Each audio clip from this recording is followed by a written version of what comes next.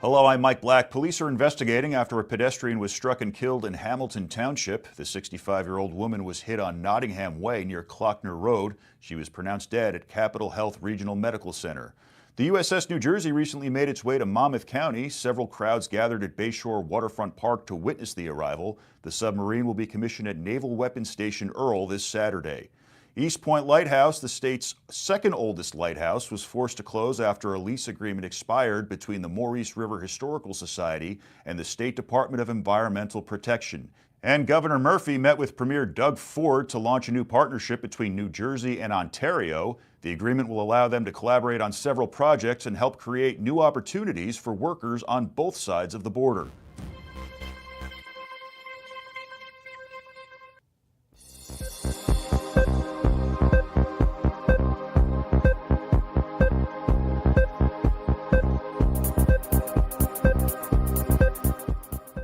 Welcome to the New Jersey Morning Show. I'm Dina DeLisa Gonzer, filling in for Cara. And I'm Mike Favetta. It's great to be here today. Dina, hope you had a wonderful end of your summer. I did. You know, always sad to see it go, but excited for what the fall is going to bring. Absolutely. Lots of warm weather ahead. We'll get to the forecast in just a bit. I'm looking forward to that. But first up, New Jersey rock legend Jon Bon Jovi became an unexpected hero on Tuesday evening when he helped avert a potential crisis on a pedestrian bridge in downtown Nashville. Take a look at the surveillance video provided by Nashville Metro Police. You can see Bon Jovi notice the woman and approach her. She was standing precariously on the outer edge, seemingly preparing to jump into the Cumberland River. Yeah, that's an impressive video. Bon Jovi, known for his compassionate nature, along with his team, approached the woman, as you can see in the video, and managed talking to her out of jumping. Emergency responders, including the Nashville Fire Department and Metro Nashville Police, arrived shortly after to assist. I mean, incredible to see that play out right there from a surveillance video. That's something else. Yeah, I mean, what a show of bravery and courage on Bon Jovi's part. I mean, I'm sure you'd be a little nervous walking into that situation, but glad that he took the initiative there. It's true. It's true. A New Jersey hero in more than one way. Of course. 4 juveniles are in custody after an online threat was made to several South Jersey schools. According to Woodbury Police Department, the juvenile who made the original threat on Sunday evening is a student from Woodbury. Police say a threat may have been a cry for help from the 12-year-old. The 3 other students from Washington Township, Harrison, and Glassboro allegedly made similar threats. Police say they are most likely copycats who modified the original threat post. Investigators say the 4 juveniles do not know each other. As a result, schools in the Woodbury and Deptford school districts were closed on Monday. Deptford Township Police say criminal charges will be filed and there may be severe punishment issued from the school districts. And in other news, investigators are still looking into what led to another school closure in Cape May County. According to Dennis Township Public Schools, school was canceled on Tuesday because they received a threat as high school buses were dropping off students. The threat said there were armed individuals at large in Dennis Township. According to the New Jersey State Police, there was an isolated incident Tuesday morning, and there are no active threats in any area of Dennis Township. It is still an active and ongoing investigation. So lots of people on edge, it seems, especially after this is the start of the school season. Yes. With what's been going on in the news, parents are concerned and people are on edge. For sure, you're dropping your children off at school thinking it's a safe space, and it seems that more and more this is becoming a concern, which is really sad. It is. Well, New Jersey has a new U.S. Senator. George Helmy was sworn into the U.S. Senate this week. He was appointed by Governor Murphy to replace Senator Bob Menendez, who resigned on August 20th following his conviction on corruption charges. Helmy will serve until the November election. Then he will step down, and Governor Murphy will appoint the winner of the U.S. Senate race, either Democrat Representative Andy Kim Republican Andy Kim or Republican Curtis Bushaw. Helmy is the son of Egyptian immigrants and the first ever member of the Coptic Orthodox Church to serve in the Senate. George Helmy served as Governor Murphy's chief of staff and worked for Senators Frank Lautenberg and Cory Booker. Did you know that one of the... Oh, I'm so sorry, Mike. I No, cut no, you it off was there. quick correction. Sorry. Senator Kim is a Democrat. It was I misspoke there. Oh, great, no problem. Well, it's good you know you know all of that, like the back of your hand, it seems. Did you know that one of the moderators of the presidential debate is a Burlington County native? Lindsay Davis, the anchor of ABC News Prime Live and Sunday anchor of World News Tonight, was the co-moderator at the debate at the Philadelphia's Constitution Center. The location misspeaking. The location is familiar to Davis, who spent most of her youth living nearby in Medford and Morristown. She graduated from Morristown Friends School in 1995 before receiving her undergraduate degree from the University of Virginia and her master's from New York University. In addition to her career in journalism, Davis has published 6 books. Her latest, Girls of the World, was published in March this year and became a New York Times bestseller. Oh my goodness, I need more coffee this morning, Mike. I don't know You know about what? you. No, but it's not you. It's the Morristown and Moorestown debate. Because growing up near Morristown, as you're not Yes, far from there either, you hear it and you kind of have to think like, wait, did they just say Morristown, Morristown, yes, or Moorestown? It's that kind of north-south debate that will never go away. for sure, for sure. Thank you for being so kind about that. No, this is the morning show. Yes. Speaking of debates, On New Jersey is hosting 3 general election debates in October. You can watch On New Jersey's Laura Jones moderate 3 debates: the U.S. Senate debate with Democrat Andy Kim and Curtis Bashaw on October 6th, the NJ 8 congressional debate with Representative Tom Kaine Jr. and Sue Altman on October 13th, and the NJ 9 congressional debate with Nellie Poe and Billy Priam. All of the debates are live and start at 8 p.m. So be sure to tune in. It's always important to follow the local politics, even though, this is a presidential election cycle with the national stage. The local, lawmakers are the ones that really 100%. they make our, Yes. local our laws and guide our policies here in our own backyard. For sure. That's kind of what affects us day to day as we wait for all the bigger stuff going on over our heads to happen. So I agree. I think that voting in every election you can locally is super important. So coming up, how Hyundai is working with a nonprofit to support a children's hospital here in New Jersey. And if you were up earlier this week, you saw a special sight in the sky. We'll show you more about that in a few minutes.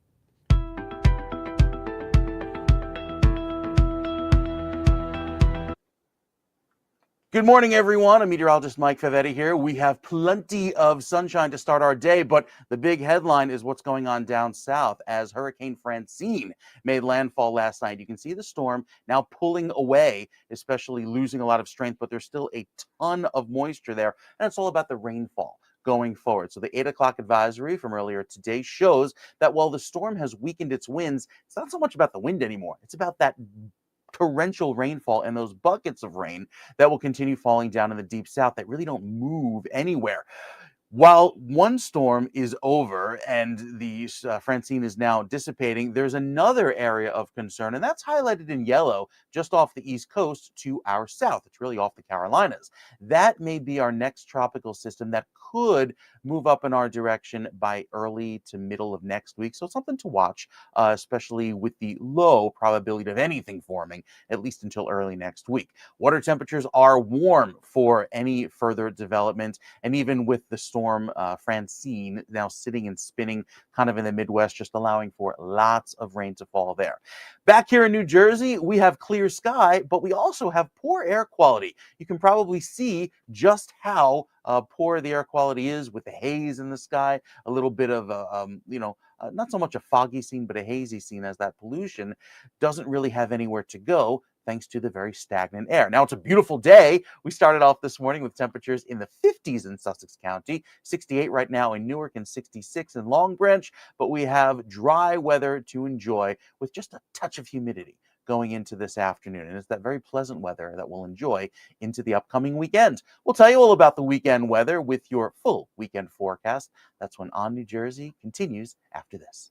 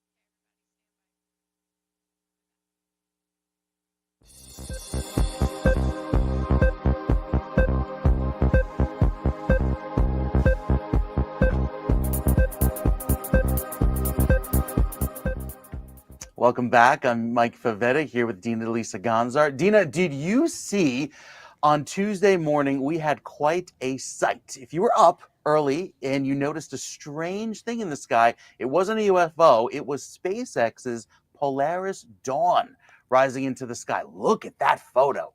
These pictures were taken at Wow. 5 a.m. on Tuesday morning from Lambertville while the Polaris Dawn spaceship took off from Cape Canaveral in Florida, deploying 20 new Starlink internet satellites into orbit. Notably, 13 of these satellites are equipped with direct-to-cell technology aimed at extending mobile Starlink connectivity to users around the globe. Wow. The launch, which experienced multiple delays before takeoff, had its liftoff time adjust following the launch. The rocket's landing trail provided a rare and spectacular sight. Illuminated by the dawn light, the trail remained visible for over an hour.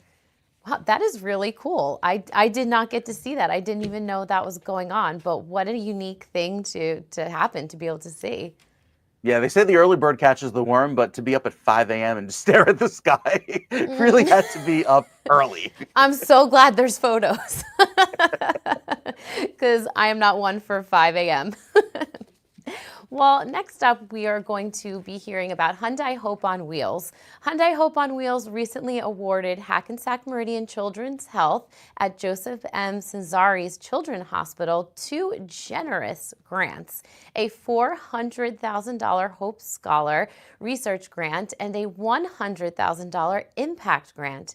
Here to tell us more is Executive Director of Hope on Wheels, John Gustafaro, and Dr. Burton Appel, Associate Professor of Pediatrics at Hackensack Meridian School of Medicine and Joseph Cesari's Children's Hospital. Welcome to the show. Thank you for being with us this morning. Thank you. Thanks for having us. Well, Gustafaro, we wanted to start with you. What is Hyundai's Hope on Wheels and what does it do? Absolutely. Hyundai Open Wheels is a nonprofit foundation, part of the car brand Hyundai, started in 1998. So for 26 years, we've been helping kids fight cancer, and we primarily do this by funding innovative research, which helps drive new treatments and cures and everything in between. There's a lot of kids out there. Every 36 minutes, a kid's diagnosed with cancer. We want to make a difference, and we're doing that. Oh, that's amazing. And I'm just wondering, what was the specific inspiration behind starting this nonprofit?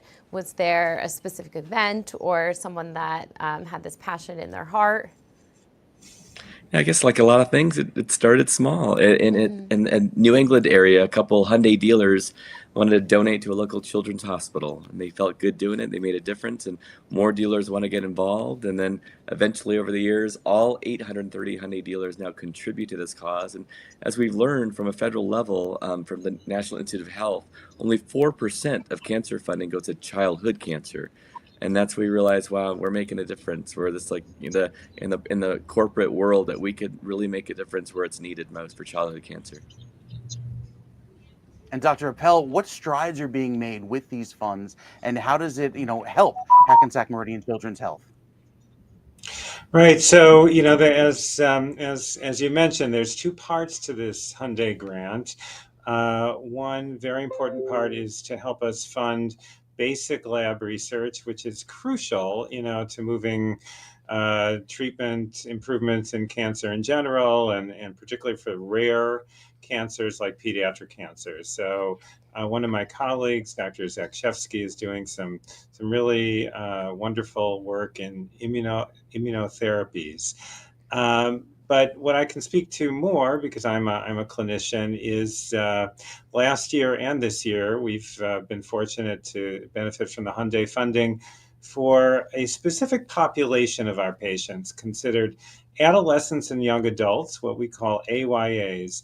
And they're the kids and young adults 15 years and up who are significantly affected by a diagnosis of cancer, not just because they have a significant illness, but it's so full of life interruption. And all of us who know adolescents, have been adolescents, know it's a time of tremendous growth, uncertainty, exploration, and then suddenly, if you're hit with a cancer diagnosis, everything comes to a halt.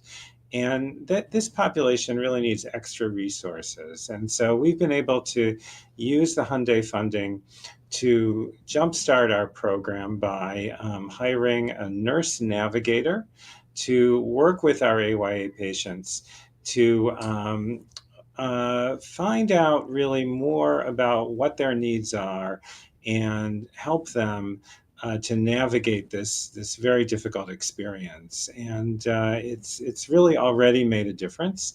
And we're very excited that we're going to be able to move forward with this program.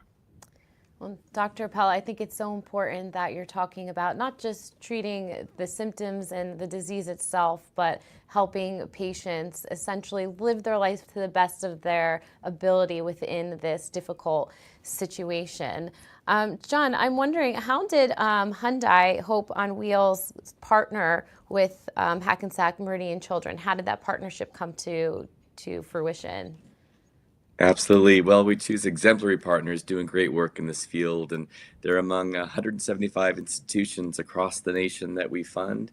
And as Dr. Appel said, from the impact they provide and the support with a nurse navigator and other mechanisms, and as well as research. And they've been a partner with us since 2012, and over that course of time, we've awarded $850,000, and we know when we put that money in the hands like Children's Meridian Health, that they're going to truly make a difference. And I'm happy to say this year marks a milestone for Hyundai Up on Wheels. We've been doing this since 1998. Over that course of time, have awarded $250 million in funding to organizations like this, and we're so thrilled to do this. So thank you. That is amazing. That sounds incredible. Yeah, it really is. So where can we learn more information? Absolutely. Go to HyundaiHopeOnWheels.org and follow us on social at Hyundai Hope on Wheels. Well, Dr. Appel and John Gustafaro, thank you so much for joining us today on the New Jersey Morning Show. Yeah, thank you very so much. What a great cause. And to hear that they've been around for so long, this is not something new. Since 1998, you know, they've That's really got amazing. their, really dug their heels into this cause. Yeah, for sure. I mean, to me, this is a new organization. I haven't heard of it prior to this, but I think that's an amazing cause. A lot of people raise money for the actual disease, and I feel like this is it's doing that as well. But it's, again, like I said before, helping patients live their life within this really difficult time. And when you're diagnosed with something this heavy, how tough is it not only to keep up with your doctor's appointments and this, that, and the other Sure. thing, but it's true, the rest of your life kind of falls haywire, and to have someone come alongside of these patients and help them navigate that, organize that, so they can be doing something more than just doctor's appointments, I think is such a huge morale boost, which probably plays into their health in some way. It is, and we thank them for that. Very grateful. So next up, we meet a New Jersey-based flutist. We learn about her new album and how she got her start. But first, we take a check of the forecast.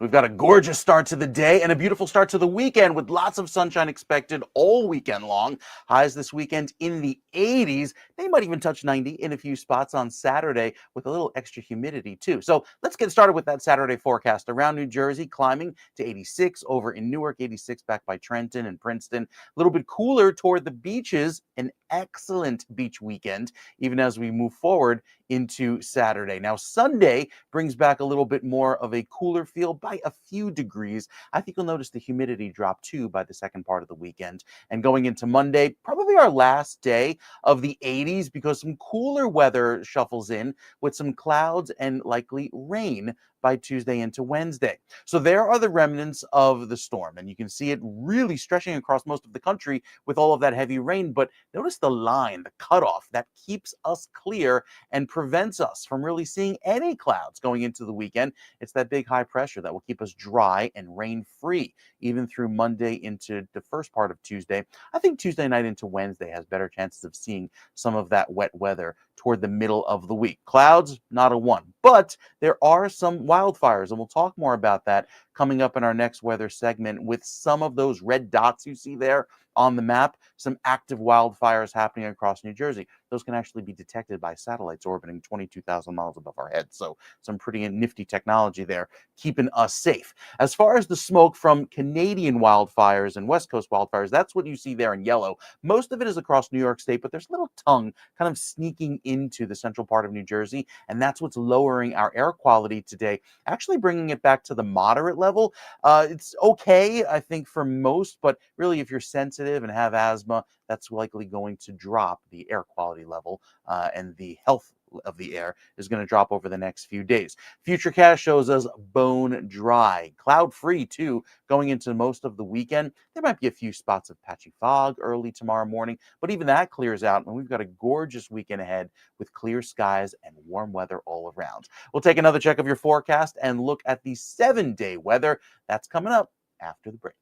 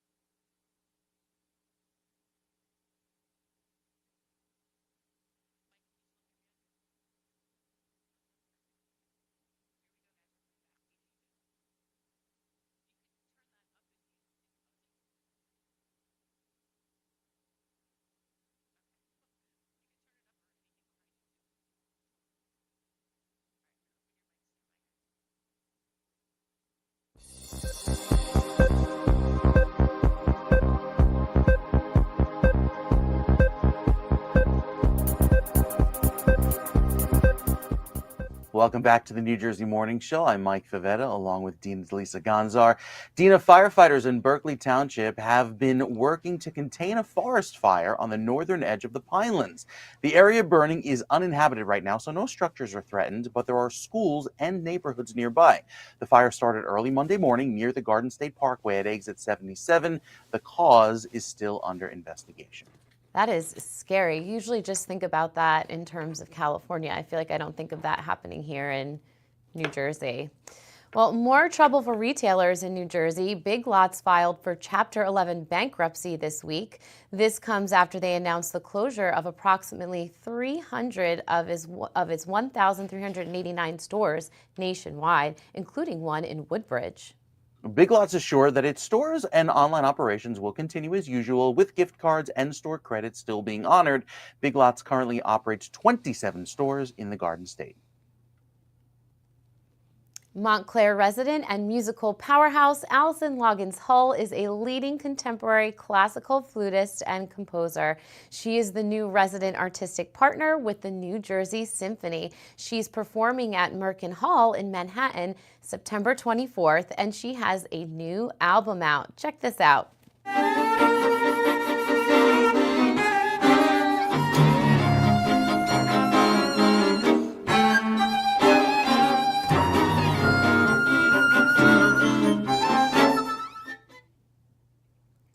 Wow, Allison, you are a busy bee. Welcome to the show. Thank you. Thanks for having me. Oh, we're so It's excited. our pleasure. Absolutely. Tell us about your musical journey, and when and how did you choose to play the flute? Oh gosh. Well, I actually fell in love with the flute at a very young age. I grew up in a very musical household, and that there was always music playing. And I fell in love with this album by a flutist named Hubert Laws. It's called The Rite of Spring, and there includes a number of covers of classic flute repertoire, but with a jazz spin and with a contemporary spin. And I just fell in love with the sound. I must have been like 4 or 5 years old maybe. And I just kind of asked to play it year after year until I finally did. And I officially started in 5th grade when I was 10 years old. And we've been together ever since. I love that. So now I'm thinking, wow, if my daughter starts an instrument in 5th grade, just maybe. You never know. Just Right, maybe. right. Yeah. Well, we love Montclair, and I'm just wondering, how did you end up living and teaching in Montclair? Sure. Well, this is my 8th year here. And my husband and I and my son, we were living in Montclair, and my husband and I decided to expand in our family. And in planning, we were living in Brooklyn. And in planning for that, we just decided that it was time to kind of change our lifestyle a little bit. We wanted to get a little bit more space. We wanted to just kind of slow things down. We're both very busy professionals as well. So just anything to kind of simplify things felt really great. And in our research of towns that were in the New York City area, Montclair just kept coming up at the top in terms of the things that really were important to us.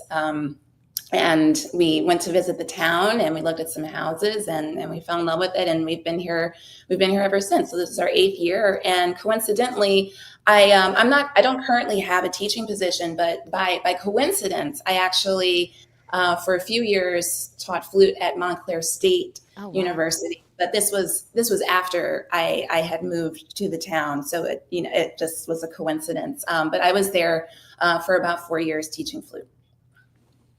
It sounds like a natural fit. And congratulations with your new position with the New Jersey Symphony. Tell us what that entails.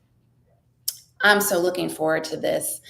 Well, there's a number of commissions that I'll be doing. So I'll be writing for the orchestra. There will be some curatorial programs. So we'll be presenting special programs in and around the state of New Jersey. And I'm really, really looking forward mostly to opportunities to collaborate with local community organizations in the area and other arts organizations. This is something that personally I'm very interested in my own work. And because I live here and my family is here, I'm especially excited because I have a special interest. And I think it's just a really wonderful opportunity for me to do this kind of work locally in my home state and with a really excellent, amazing ensemble.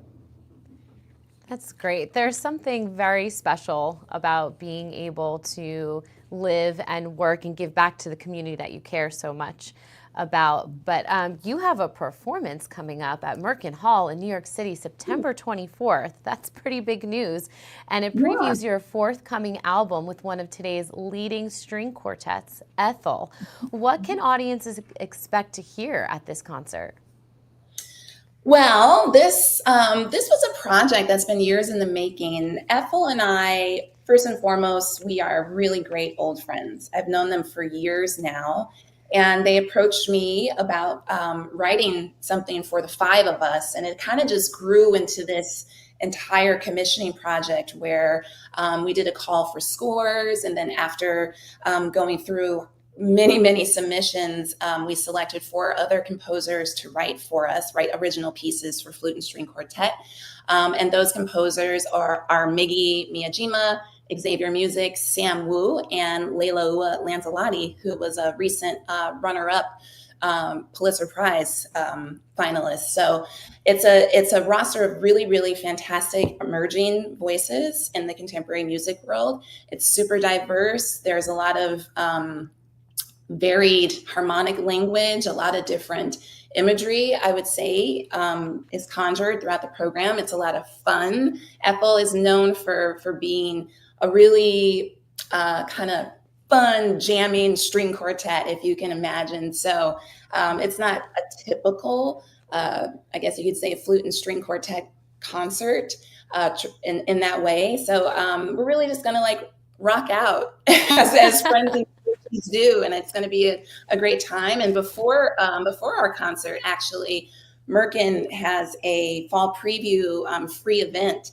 that's hosted by my friend and colleague violinist Curtis Stewart, and that's going to be free. It's going to be fun. There's going to be music and just kind of party leading up to the concert. So I think it's going to be a really great night with a lot to offer. Wow, Allison, that sounds incredible. And just to clarify, is this your first composition for string, quartet, and flute? It actually is not. It is my second. And I Okay. wrote, yeah, I wrote another piece for a group that's based in Houston. They're called the Apollo Chamber Players. And I also wrote it for the five of us. So I also played flute in the premiere.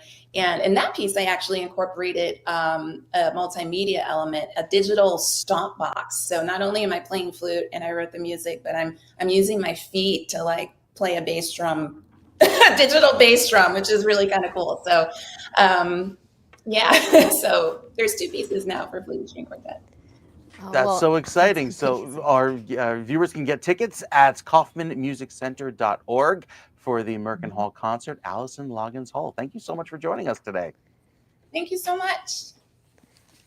I love it. She's gonna have a busy fall. I gotta check out some of that music. We love the jazz music. We love Hmm. all that whole shebang stuff. So I'm And a New excited to Jersey check that out. Symphony. I mean, what a nice way Wow. to ease into fall when you can Yes. have some of those, there are some outdoor concerts, especially with the weather being nice. So True. lots of fun. Lots of fun ahead. True. Lots of good plans for this fall.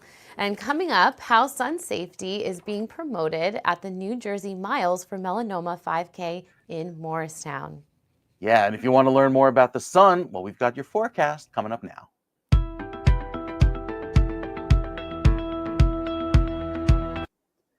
It's a beautiful sunny start to the day and the weekend with highs today climbing into the mid 80s across North Jersey, Central Jersey, cooling off a touch at the beaches, reaching the upper 70s there from Toms River to Point Pleasant, even over in Long Beach, but anticipate a nice dry feeling with a little bit more humidity by Saturday, drying out by Sunday. It still feels great from Trenton and over by Glassboro and Hamilton. Clear sky abounds today. Over the next few days, it will stay nice and dry with the remnants of Francine staying over the Midwest thanks to that nice high pressure, blocking out any storms and even keeping our skies clear with all of the rain staying to our south. So great weather ahead with nothing more than a few passing clouds at varying times this weekend.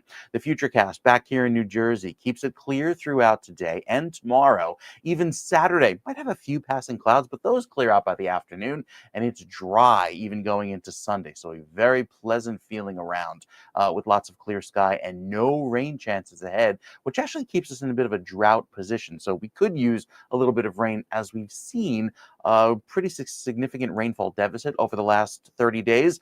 What makes this interesting, though, is these prolonged dry period that even here on the Futurecast you see no rainfall forecast for the next 5 to 6 days until we get to probably Tuesday or Wednesday timeframe. That's our next opportunity to see some rain. That actually, this dry weather keeps the foliage forecast to be very vibrant when we get those chilly nights followed by the warm sunny afternoons with all of the persistent dryness. Notice the dew points, or the measure of how much moisture is in the atmosphere, is quite low, so it'll stay comfortable with limited humidity going into the upcoming weekend. And we like that. Even the long-term trend here, the yellow bars showing the dry, comfy days, and then you go to the green bars where there's a little more humidity, but obviously that coincides with the rainfall that's forecast for next week. Here's the drought monitor. It's mostly South Jersey. You see the area shaded in yellow. That is back to abnormally dry conditions. But again, great weather ahead for the beaches. The boating weather looks great as well with sunrise time there nice and early and sunset approaching 7 p.m. So here's that rainfall deficit I was talking about. Notice most of South Jersey 2 to 4 inches below average, as it's been quite dry down there. So that persists with the lawns again starting to get kind of brown, especially if they're not watered. The northeastern section of the state picked up quite a bit of rain. The tides, a new feature here on the New Jersey Morning Show. Tides happening later on this afternoon between 3 and 4 p.m. and then later on tonight between 9 and 10 p.m. And water temperature staying nice and warm in the low 70s. We'll take a check of that 7-day forecast. You don't want to miss it. It's coming up when the New Jersey Morning Show continues after this.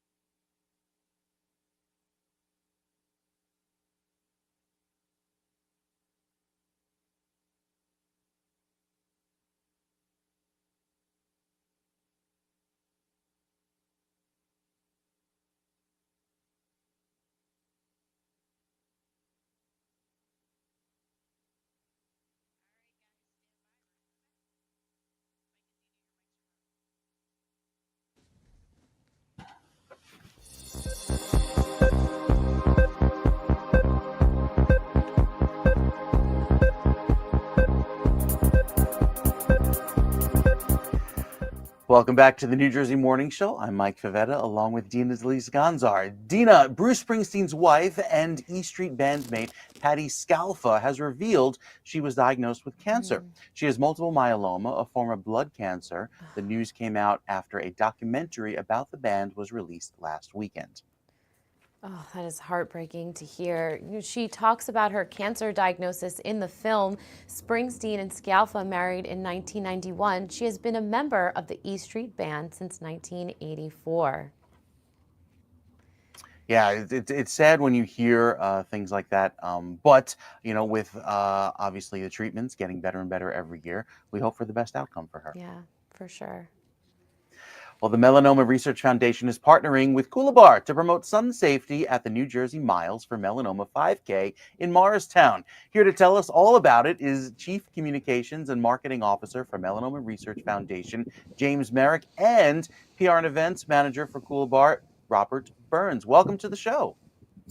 Good morning. Thanks for having us.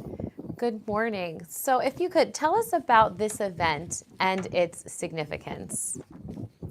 Absolutely. The Miles for Melanoma program was initiated by the Melanoma Research Foundation about 20 years ago.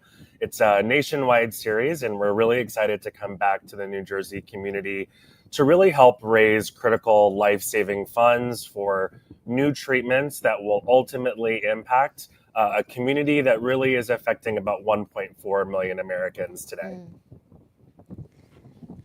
Now, the mission of this organization, kind of runs deep. Can you tell us more about the Melanoma Research Foundation? Absolutely, yeah. We were started in 1996 by a melanoma patient who, at that time, was really concerned about the lack of treatment options for patients afflicted with melanoma.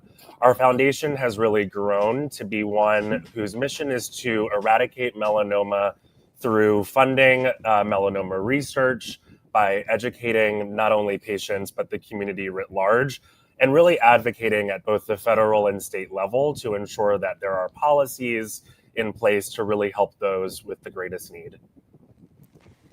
And that is really important. And James, can you tell us about Coolabar and your role in the event and the partnership?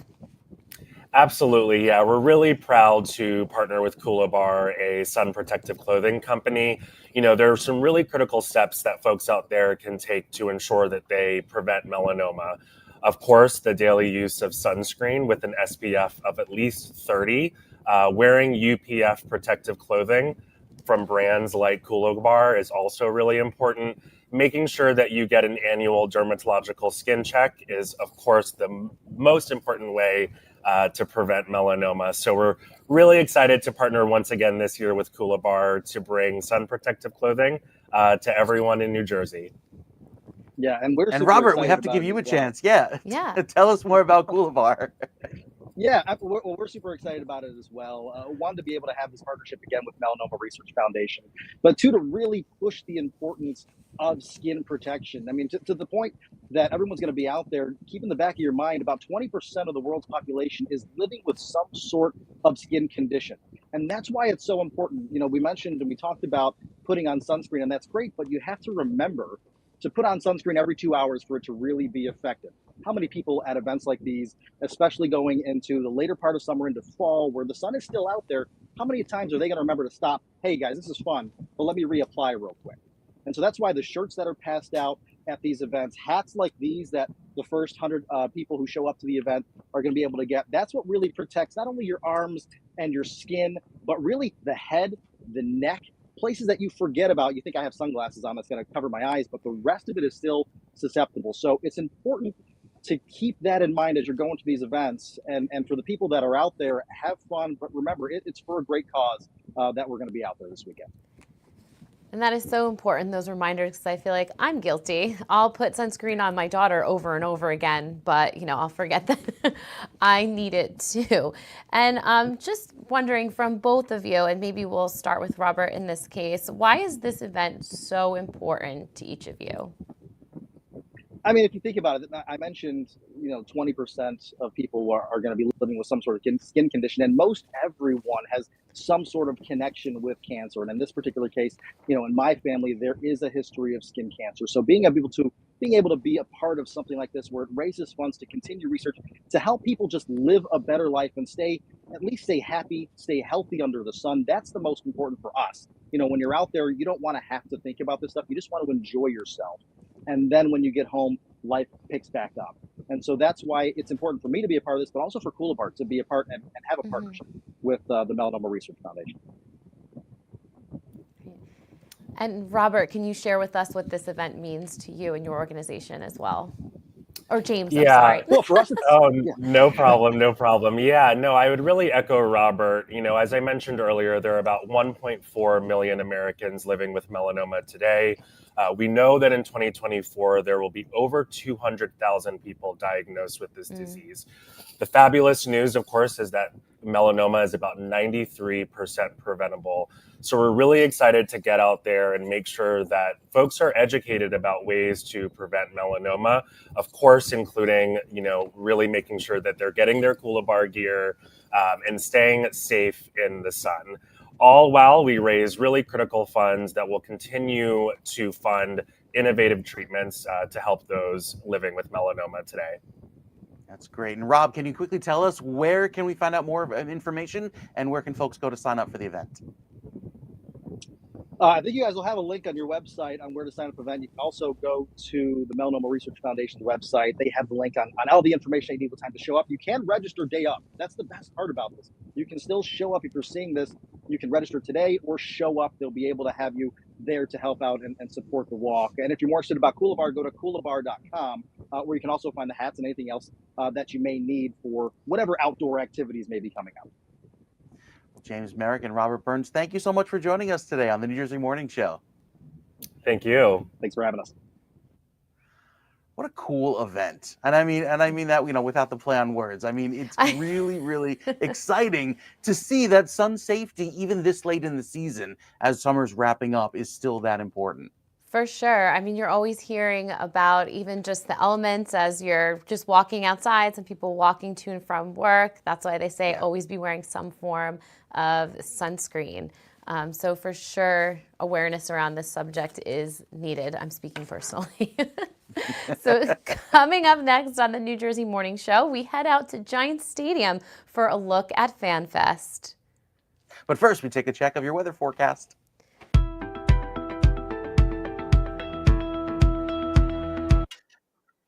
We've got beautiful clear sky ahead, not just for today, but for the next several days. Dry, sunny weather prevails across New Jersey, with temperatures climbing into the upper 80s on Saturday. A little bit of summer-like humidity returning briefly on Saturday afternoon, making it feel like summer doesn't quite want to leave. High of 86.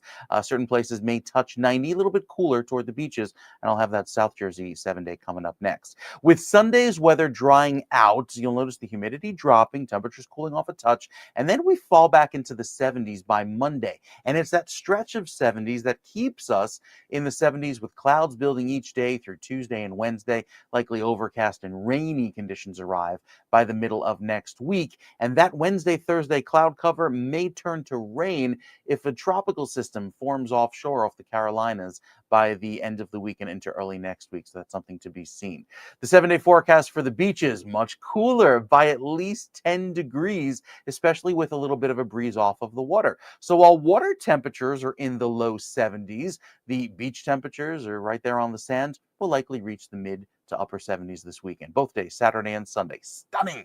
If you like local summer, this is the time to go to the shore, with Saturday and Sunday really looking spectacular. Even nighttime temperatures only cooling off into the mid 60s. So just that little chill that arrives after sunset, which is just after 7 p.m. By Monday and Tuesday of next week, we'll bring back a little bit more cloud cover and keep the clouds around, with, of course, the rain likely and the chances going up by Wednesday and Thursday of next week. We've got more weather coming up for you right here on the New Jersey Morning Show. Don't go anywhere.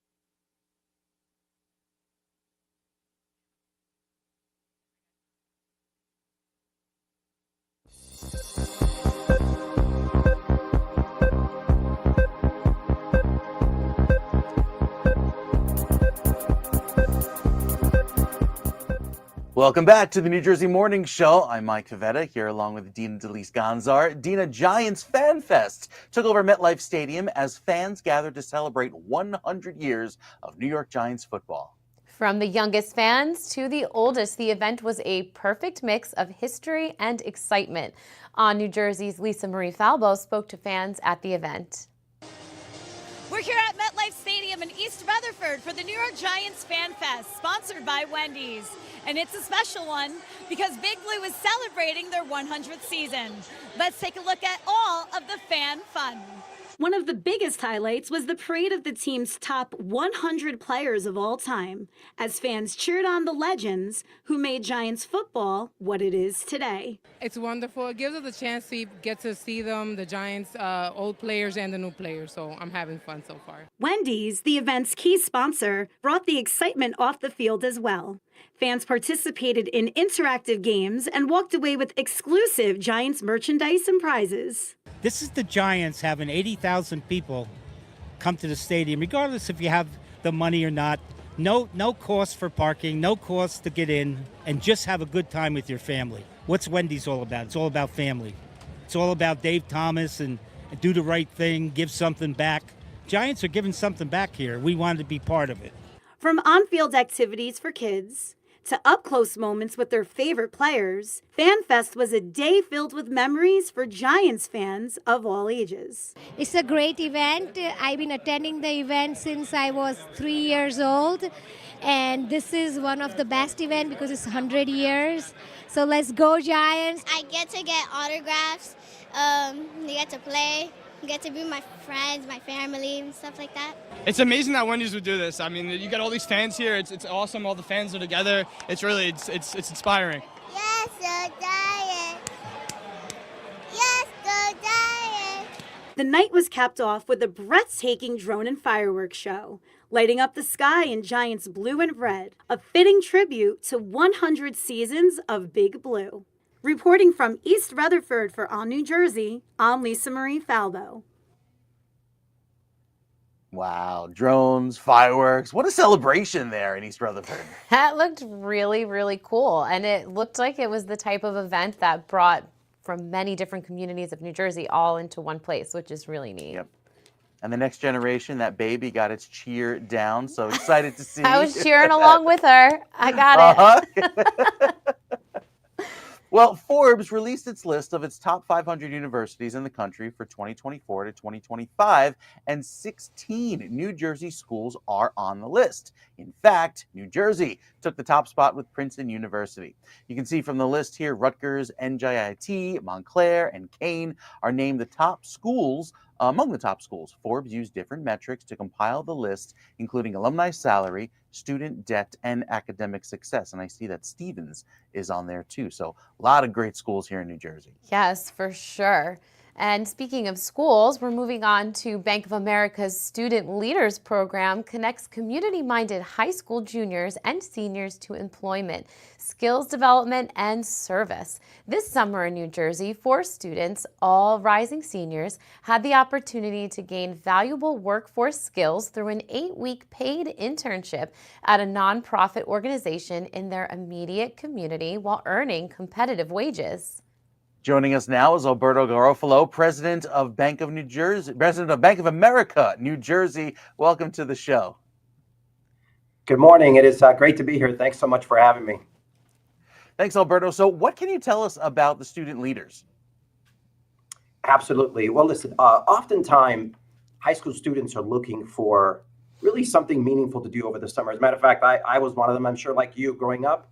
I personally grew up in Hudson County.